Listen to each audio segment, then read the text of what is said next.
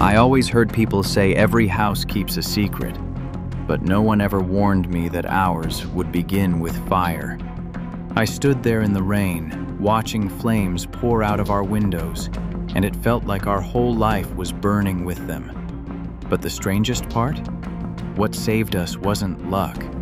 It was a signature, just one. And it all started the night she said she had a bad feeling. No dream, no vision, just a quiet shiver that wouldn't let her sleep. We'd only been married a year, young, hopeful, living on thin coffee, secondhand furniture, and oversized dreams stuffed into empty pockets. Every night we talked about one thing, a place of our own, a home that didn't echo with other people's footsteps. When we finally found the house, it was far from perfect. Old paint, older wiring, but somehow it felt like ours the moment we stepped in. Money was tight, tighter than I ever admitted to her, but we believed in that house, and in us. Then came that night. I woke and saw her sitting at the edge of the bed, hands clasped, eyes fixed on the floor. Not crying, not shaking, just wrapped in a heavy silence. When she finally spoke, her voice was so soft I almost missed it. Maybe we should insure the house. Tomorrow. I laughed, not because I didn't care, but because it felt impossible. We were drowning in bills. Insurance? That was an extra weight we couldn't afford. But she didn't laugh. She just looked at me, and something in her eyes, not superstition, not fear, a quiet certainty, shook me more than any nightmare could.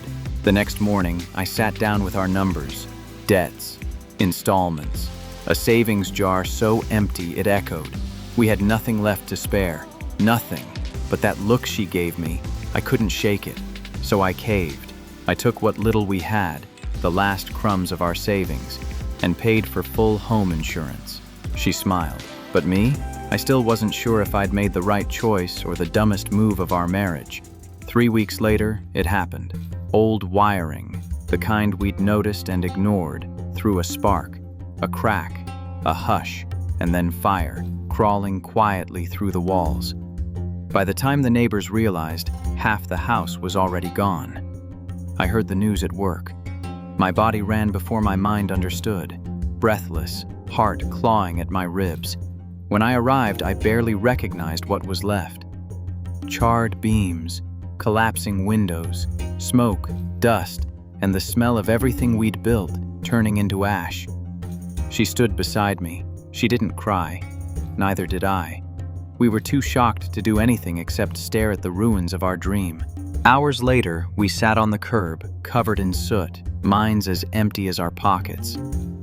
Then I remembered. The policy. That stupid, reckless, financially irresponsible decision taken because she had a bad feeling. Fire coverage, full payout. We looked at each other, still devastated, still shaking, but finally breathing again. The money didn't bring the house back, didn't erase the loss. But it saved us from a future we wouldn't have survived. Even now, I don't pretend to understand why she felt what she felt that night. She swears it wasn't a dream, wasn't a sign. Just a weight in her chest she couldn't ignore. Maybe life whispers things to us in quiet ways. Maybe we only hear them when everything else is too loud to matter. All I know is this. If I hadn't listened to her that night, I don't know where we'd be today. Or if we'd be here at all. Sometimes a house has a secret. Sometimes a marriage does too. Ours? It was saved by a small feeling, a quiet one, but strong enough to pull us out of the fire. And that's the truth I carry with me. The truth I learned in smoke and silence, that one small moment of intuition, one small moment of trust can rewrite the ending of everything you thought you'd lose.